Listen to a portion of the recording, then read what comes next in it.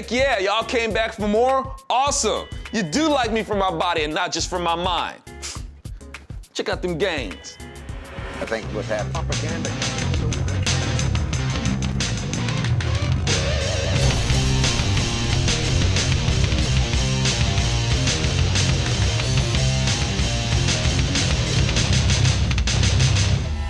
All right, in the last ZoNation, I was giving y'all my observations on the Nephilim, so as to give you some insight into my story. But before I can get to the Nephilim, we gotta continue examining who their daddies were. If you're just now tuning in, please watch the previous episode first, or this won't make sense. It'd be like watching Star Wars Episode 7 without first watching Dr. Phil discuss daddy issues. Anyway, as I was saying about the Book of Enoch, not everything in it passes the sniff test. Too much of it doesn't square with the Bible. Not all of it, but too much of it. So I don't rely on it to tell me who the sons of God are. For example, the Book of Enoch, chapter 71:47 says, the sun and the moon are of equal dimensions. It also says that Enoch was still around at over 500 years of age. But the Bible says in Genesis 5:23 through 24 that Enoch lived 365 years, and God took him. The Book of Enoch, he's always walking with angels. Genesis says he walked with God. The Book of Enoch says in 105:6 through 27, Methuselah went to go talk to Enoch after Noah was born, and Enoch counseled him. But according to the Book of Genesis, God took Enoch before Noah was born. And not only does Genesis say God took him, it says that Enoch was no more. No more, which means it was not possible for Methuselah to go talk to someone who was no more. The Book of Enoch says in 93:10, when you fall, he will not show you mercy, but your creator will rejoice in your destruction. This is contrary to the disposition of God according to the Bible. Genesis chapter 6:6 says, so the Lord was sorry he ever made them and put them on the earth. It broke his heart.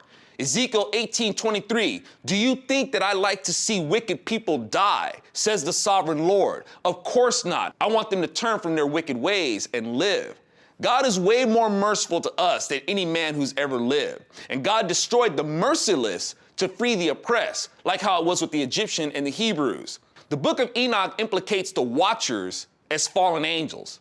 But the Bible in Daniel 4:17, the watchers are called the holy ones. And if they're referred to as holy, then that's what they are. Does the Bible speak of angels who left their first estate?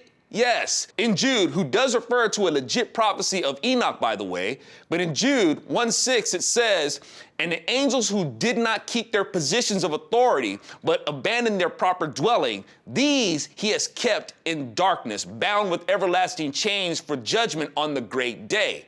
Notice they are just called angels. They are not given the distinction of being watchers or the sons of God.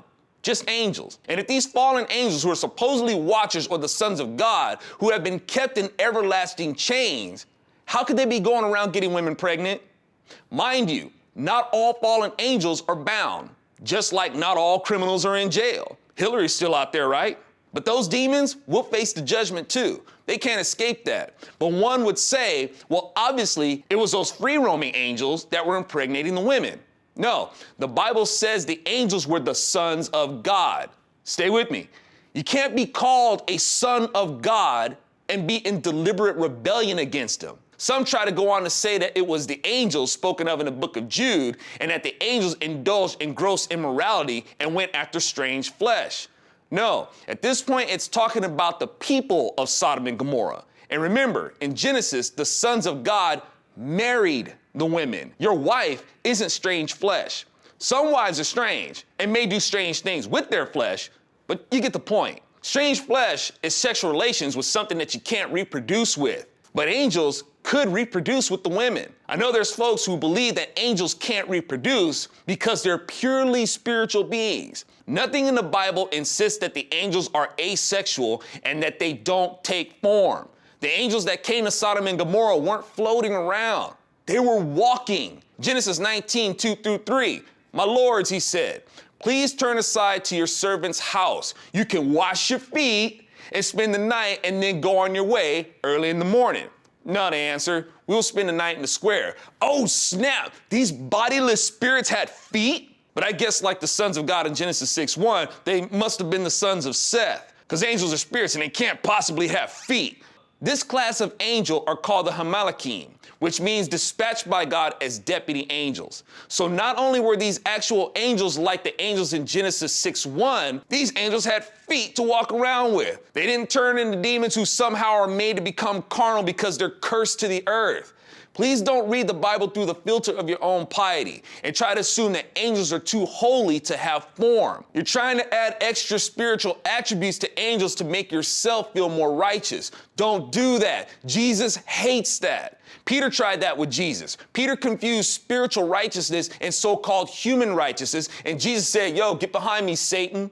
So to continue, for those who believe that angels are spiritual and have no physicality, well, not only did the angels have feet to wash, but in 1903, Lot prepared food for them and made bread without yeast, and they ate it. Oh, snap, angels eat? Yeah, that's right. They have bodies to eat with. They didn't just hover in the room and sniff the food, which of course would mean they'd need a nose, but you get the point. They ate the foods. So it's made quite clear that angels have bodies, that they bathe, they have appetites, and they eat. And guess what? Angels have sex. I'm gonna cover a couple of points here for those who insist that I should go by the book of Enoch. And a lot of these same people say that angels are asexual and also insist that angels don't marry. These people are telling me to read the book of Enoch, but I'm not sure if you read it. Book of Enoch 68, 3-4. These are the chief of their angels and the names of the leaders of their hundreds and the leaders of their 50s and the leaders of their 10s. The name of the first is Yakun. It was he who seduced all the sons of the holy angels and causing them to descend on the earth and led astray the offspring of men. This goes against what Jesus said about heaven. How could these angels be having sex in heaven to have sons? These sons aren't the Nephilim, by the way, because the Nephilim didn't descend upon the earth. They were born to human women on the earth already. So anyway, y'all, I hope you're getting the idea as to why I don't rely on the book of Enoch to define who the sons of God are and who the Nephilim are. I go by what the Bible says. I'm Alfonso Rachel with ZoNation, and I hope you're enjoying this examination of the Nephilim. I hope you see this as the makings of a good background to a very interesting story. And if you'd like to see this and more productions get made, I hope you'll pitch in and help to get my Sci-Fi sword made so I can use that capital to help produce such media. We'll pick this up in the next one. Check out them gangs.